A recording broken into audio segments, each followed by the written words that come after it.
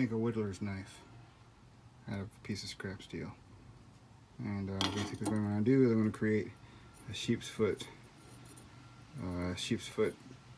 blade profile, and then cut this off, put a few pins in there, cut a slot, temper the blade, and I'll make a little whittling knife. Hopefully you guys can use it on a movie. The basic profile of the whittling knife I'm going to make. It's out of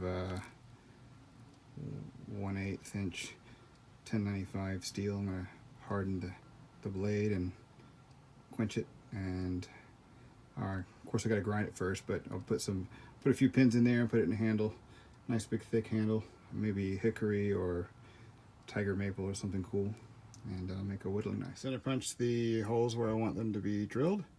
I'm just going to drill it on the drill press. So you notice I drilled my holes before I hardened it, and also before I fully cut it off the piece of scrap steel I have. That's for a reason, so I have something to hold on to.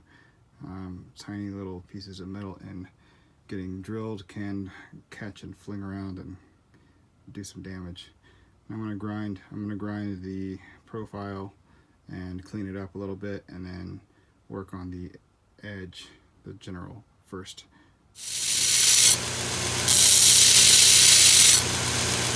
The rough grind, and I'm going to go a little bit finer before I harden it. Here's my blade prior to hardening it, but I'm also going to clean it up with the file a little bit and straighten out those edges.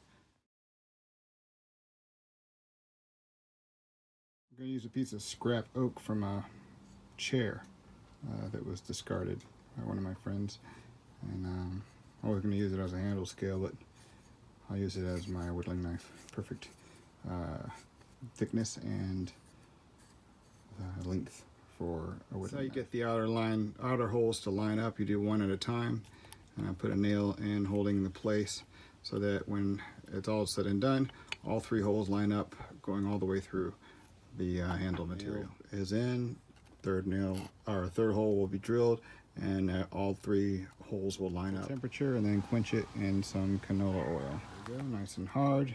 Now for the tempering process, or I'm going to just draw temper this, so where I use my torch and I'll paint it a light straw color, but I got to clean it up and get it all polished first. Hard to tell, but it's that light straw color.